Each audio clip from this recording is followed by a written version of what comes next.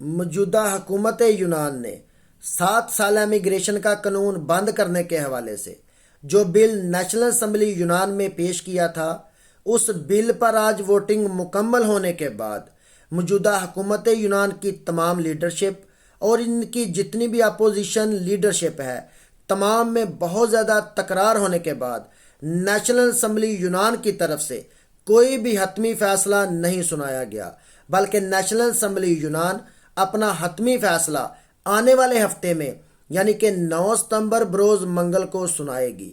موجودہ صورتحال وہیں کی وہی ہے کہ 7 سالہ امیگریشن کا قانون کنٹینیو چل رہا ہے۔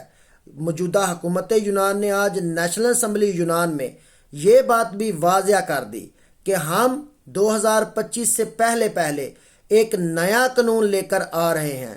فار ایگزامپل 3 سالہ امیگریشن کی طرح اگر 7 سالہ امیگریشن کا قانون بند ہو بھی جاتا ہے تو موجودہ حکومت یونان جتنے بھی تارکین وطن یونان میں مقیم ہیں ان کے لیے ایک نیا قانون لاگو کرے گی۔ یہ بڑی ایک خوش آئین بات ہے۔ میں نے پہلے بھی یہ بات کی وضاحت کی اور تمام بھائیوں کو اس بات سے آگاہ کیا کہ ہم لوگوں کو کسی بھی جلسے، جلوس، ریلی اور کسی بھی ایسی ایکٹیویٹی کا حصہ نہیں بننا چاہیے جس سے وائلیشن پیدا ہو، کیونکہ اگر کوئی بھی قانون لاگو کیا جاتا ہے یونان میں تو ہم کو اس کی عزت کرنی چاہیے، رسپیکٹ کرنی چاہیے۔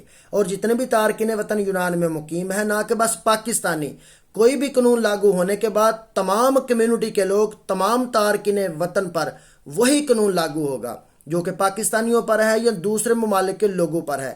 اس لیے ایسے تمام جو معاملات ہیں ان سے اپنے آپ کو دور رکھیے، اور بڑی امید ہے کہ اللہ تعالیٰ کی ذات تمام تارکین وطن جو یونان میں مقیم ہے ان کی مشکلات کو آسان فرمائے۔ آمین یا رب العالمین۔ دعاؤں میں یاد رکھیے گا۔